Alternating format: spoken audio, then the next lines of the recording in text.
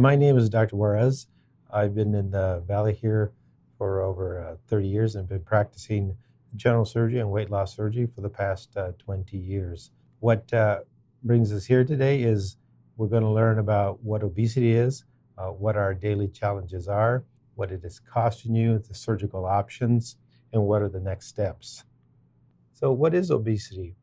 Obesity is defined as lifelong, multifactorial, progressive, and potentially life-threatening condition, and it's a chronic metabolic disease. In other words, obesity can create multiple comorbidities, which are such things as hypertension, sleep apnea, diabetes, and the list goes on and on for probably another 30 different items. What are these conditions all doing to your body? And well, what they're doing to your body is that eventually they're going to shorten your life, because a diabetic patient can indeed require cardiac surgery, can require amputations, and ultimately early death. Hypertension is the same way. You can develop cardiac disease. You can also develop strokes, which again will also shorten your life. And so the idea behind weight loss surgery, it's not only that you're losing weight, but that you're losing those medical conditions, which will put you back on track to live a normal life. And so now, how do we determine who's a candidate for surgery and who's not a candidate for surgery? So first of all, we have to talk about the BMI. The BMI is a measurement of patient's height divided by the weight, and that gives you a certain number. So the BMI that we're concerned about is the BMI of 40. A BMI of 40 is equivalent to somebody being 100 pounds over their ideal body weight. When a patient has a BMI of 40, most insurance companies will approve your surgery. However, there are other surgical procedures and non-surgical procedures in which your BMI can be as low as 30 and still have a procedure performed that will help your weight. So patients who are candidates for surgery have to have a BMI of at least, as now you know, of 30. They have to have comorbidities. They have to have tried different diets in which they've attempted non-surgical weight loss, and eventually your insurance company will determine whether they will approve it or not. Contraindications are those patients who do not qualify for surgery. First of all, those patients must meet the BMI requirement. If they do not, then they will not qualify.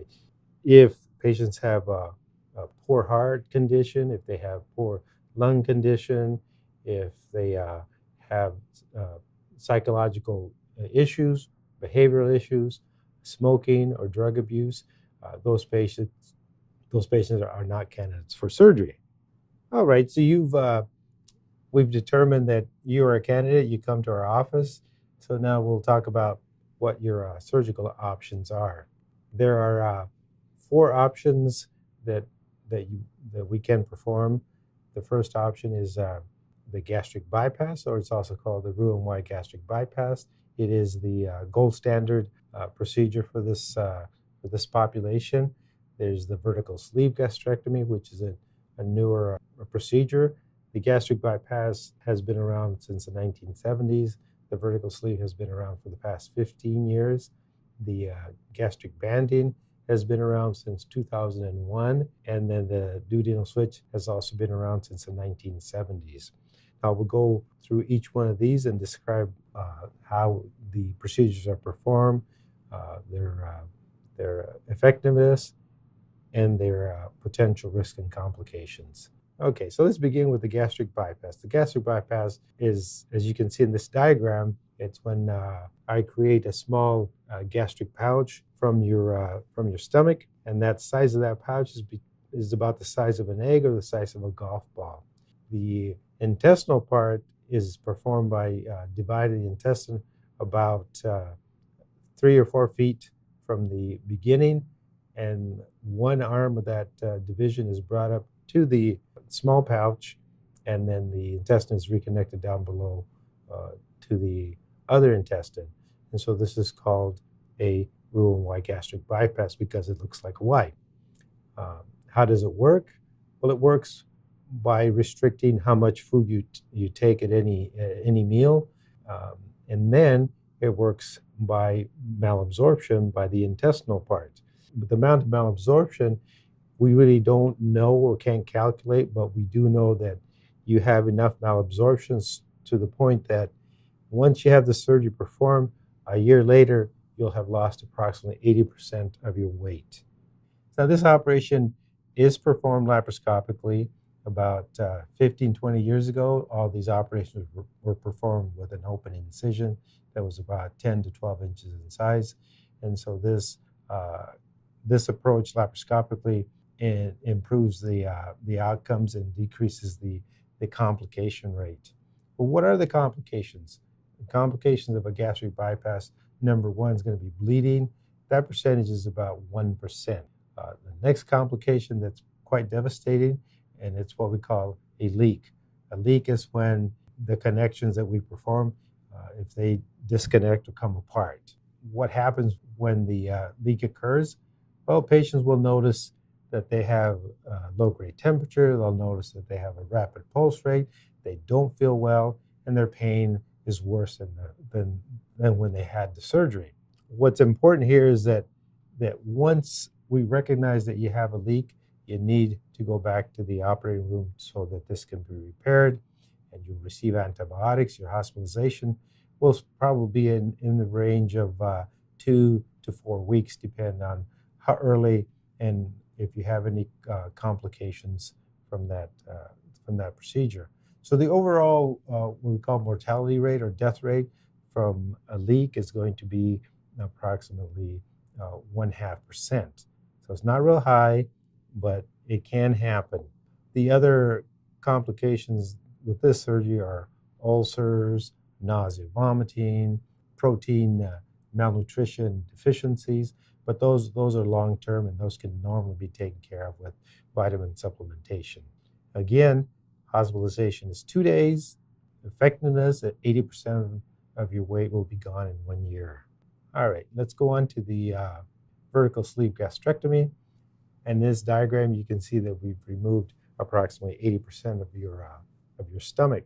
It's also performed laparoscopically. This surgery typically takes about anywhere between a half hour to an hour to perform, and most patients only need to stay 1 day in the hospital. What are its complications? Its main complications are going to be nausea, vomiting for the first 24, 48 hours. After that, patients feel well. They are able to drink easily. They won't experience much in the way of nausea or vomiting. The main complication, as I said, is bleeding, and also 1% risk of a leak at the top of that stomach. This operation, most patients will lose anywhere between 60 and 70% of their weight, and also in 1 year. Now, this operation is preferred by most patients because it's a lot easier to recover. There's very little nausea or vomiting, very little reflux. And so today, I perform about 60% of the surgeries are of the vertical sleeve. The next operation that I'm talking about today is called the biliopancreatic diversion, or the duodenal switch. This operation, as you can see in the slide, it's much more complex.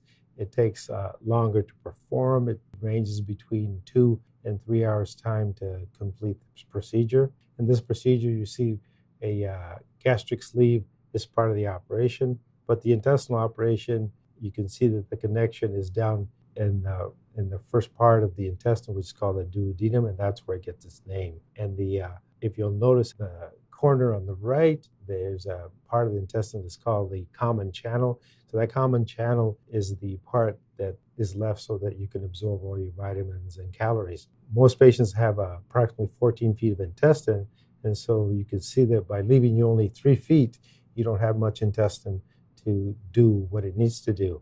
And so you will be required to take vitamins and watch the carbohydrates and sweets that you eat, because if patients eat those particular foods, they can develop severe diarrhea. All right, so let's talk about the last surgical option, and this is the lap band, or the gastric banding. This operation, we place a a band on the upper part of the stomach. And the idea behind this is to limit how much food you eat. And also by placing the band in that position, most patients will feel less hunger and more satiety once they've eaten their small meal.